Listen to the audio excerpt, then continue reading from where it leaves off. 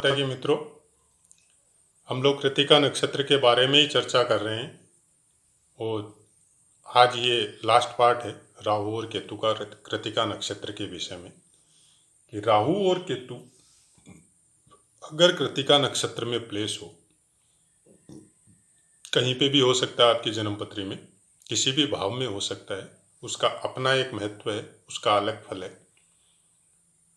उस भाव की बातें हम लोग बहुत कुछ मेरे चैनल में मैं कर चुका हूँ और आगे भी हम लोग करते रहेंगे। फिलहाल नक्षत्र के अंदर अगर कोई ग्रह गोचर करते हैं तो उनका क्या फल होता है, उनके ऊपर दूसरे ग्रहों की दृष्टियों का क्या फल होता है, उसी की चर्चा कर रहे हैं। पर्टिकुलर एक एक नक्षत्र के विषय में पूरी जानकारी, उसके बारे में मैं पाठ पहले ही पोस्ट कर चुका हूँ, तो उसकी पूरी जानकारी अगर आपको लेनी है तो पुराने पाठ मेरे देख लीजिए। और भावों के विषय में, राशियों के विषय में वो सब पाठ भी मैं दे चुका हूँ।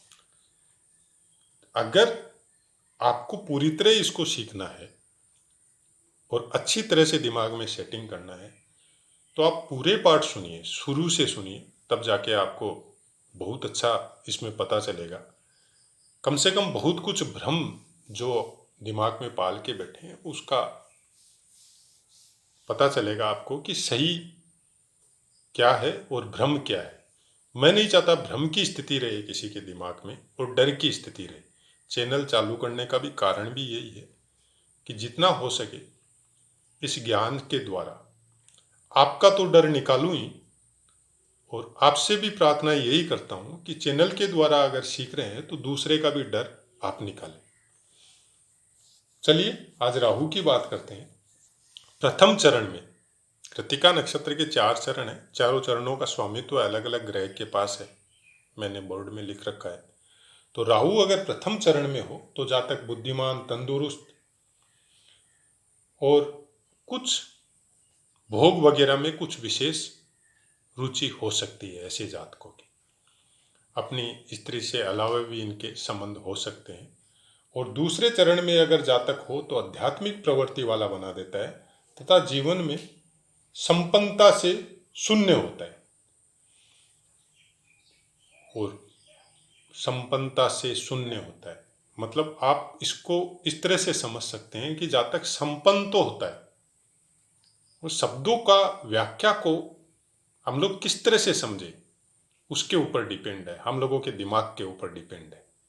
मेरी अपनी जो मैंने सीखा है, इससे जो इस शब्द से जो मैंने निकाला है और मैंने अप्लाई भी किया है अभ्यास में, कि संपन्न तो होगा लेकिन खुद मन से शून्य होगा। आध्यात्मिक प्रवृत्ति का जब कोई इंसान होता है ना, तो वो कितना भी संपन्न हो, वो अपने आप को कोई भी चीज का, कोई सामान का, पैसे का, गाड़ी का, बंगले का, उसको कोई लोभ या घमंड नहीं होता, तो वो संपन्नता से शून्य होता है। जब घमंड नहीं है तो वो आम आदमी के काम आता है, सबका भला भी करता है। आध्यात्मिक प्रवृत्ति का यही मतलब होता है। और राहु ये बहुत ज्यादा देता है आपको। तीसरे चरण में हो तो आलसी होता है, तो आलसी है तो ओबियसली वो फाइनेंस पोजीशन तो वीक होनी ही होनी है। तीसरे चरण का राहु का फल है। और चतुर्थ चरण में जातक गैर जिम्मेदार हो जाता है और पारिवारिक दायित्व को भी वहन नहीं करता है। यह चतुर्थ चरण राहु का फल है। अब केतु पे आते हैं। केतु अगर पहले चरण में हो तो सर्विस में, नौकरी में, या जातक का अपना कोई जीवन है या बिजनेस है, उसमें कुछ ना कुछ समस्याएं एनी टाइम बनी रहती है और कुछ नेगेटिविटी उसको बहुत ज़्यादा घेर लेती है, तो उससे उसको बचना बहुत जरूरी है। दूसरे चरण में केतु हो तो जातक घर से दूर, जन्म स्थान से दूर जीवन यापन करता है और कुछ संपत्ति से भी कुछ प्रॉब्लम उसको लगी रहती है, मतलब फाइनेंस कंडीशन में थोड़ी प्रॉब्लम रहती है। तीसरे चरण में जातक कुछ सट्टा, जुआ, इस टाइप के कामों से हानि उठाने की प्रवृत्ति हो जाती है और सत्ता पक्ष से भी कोई इस तरह का काम कर लेता है जिसकी वजह से उसको परेशानी या हानि उठानी पड़ती है। चतुर्थ चरण में जातक सर्विस वगैरह या बिजनेस लाइफ या अपनी लाइफ में कुछ प्रॉब्लम मिलता है और शादी विवाह में भी कुछ विलम्ब हो सकता है। लेकिन जब तक सुख सुविधाओं से युक्त जीवन बिताने में सफल होता है, चतुर्थ चरण में अगर आपका केतु है तो ऐसा कुछ फल देखने को मिल सकता है। राहु और केतु के विषय में जो नक्षत्रों के बारे में बताया गया है, राहु और केतु के ऊपर दूसरे ग्रहों की दृष्टि के बारे में यहाँ पे कुछ नहीं बताया गया है। पहले वाले जो नक्षत्र के विषय में मैंने बताया था तब भी राहु और केतु के ऊपर किसी की दृष्टि के विषय में मैंने नहीं बताया था। उसका कारण मेरे को इतना ही समझ में आता है, आप लोग भी अभ्यास में देखिएगा, क्योंकि जैसे पाठ में दिया हुआ है, ज्योतिष शास्त्र में भी श्लोक में है, शनिवत राहु कुजवत केतु। तो शनि के ऊपर जो ग्रहों की दृष्टियों का इफेक्ट होता है वही राहु के ऊपर बाकी ग्रहों की दृष्टियों का इफेक्ट होता है। जब इसके पहले जब शनि का पाठ दिया था उसमें आप देख लीजिएगा उसके ऊपर कौन से ग्रह की दृष्टि का क्या इफेक्ट आता है, तो सेम आप राहु पे भी समझ लीजिए। और मंगल का जो पाठ मैंने दिया हुआ है उसके ऊपर कौन से ग्रह की दृष्टि का क्या इफेक्ट आता है, तो उसी में आप केतु को भी समझ लीजिए। केतु के ऊपर उन्हीं ग्रहों की दृष्टि जो मंगल पे इफेक्ट आता है वो सेम केतु पे आएगा। तो उस तरह से अभ्यास में जब लेके आएंगे और आपको कैसा पता चलता है उस बारे में मेरे को भी चैनल में बताइएगा कमेंट करके। कोशिश यही है कि जो कुछ नक्षत्रों के विषय में जितना मैंने पढ़ा है या जो किताबें मेरे पास पढ़ी है उसकी जानकारी आपको कम से कम पूरी तरह मिले। नक्षत्रों के बगैर जीवन या उसको समझे बगैर प्रिडिक्शन बहुत मुश्किल है। उसका बहुत बड़ा कारण है कि जब संस्कार होते हैं बच्चे के, चाहे वो जन्म के हो, शादी विवाह के हो, या घर में कोई शुभ कार्य हो, या आपकी दशा महादशा हो, चाहे आपका नामकरण हो, सब जगह नक्षत्रों का जरूरत पड़ता है। वहाँ पे न तो वार देखते हैं न कुछ और देखते हैं, सबसे पहले नक्षत्र देखते हैं। तो नक्षत्रों का इतना बड़ा योगदान ज्योतिष शास्त्र में है, तो फिर हम लोग राशि क्या है, कौन से लगन कौन सी राशि पे कौन सा ग्रह बैठा हुआ है, चंद्रमा के साथ राहु बैठ गया तो गलत हो गया, शनि के साथ सूर्य बैठ गया तो गलत हो गया, गुरु के साथ राहु बैठ गया तो गलत हो गया। अब वो गलत है कि नहीं है ये बात हम लोगों को नक्षत्र बताएंगे। उनकी दृष्टियां गलत है कि सही है ये बात नक्षत्र बताएंगे।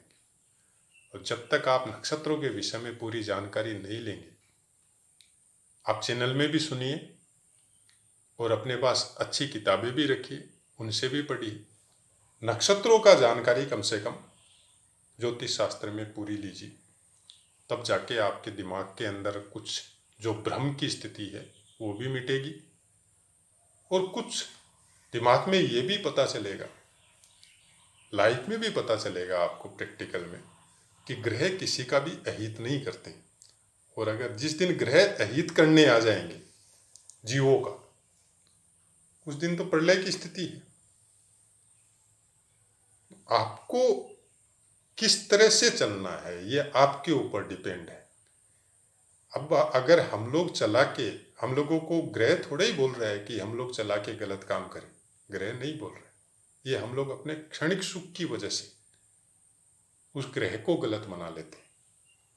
ग्रह अपना ही फल देगा, जो आप कर रहे हैं, जो आपको प्रारब्ध से मिला है, वो आपकी जन्मपत्री के समय में जो ग्रह जिस नक्षत्र पे जिस भाव पे प्लेस हुए वो आपको मिल चुका है, वो आपकी फाउंडेशन है।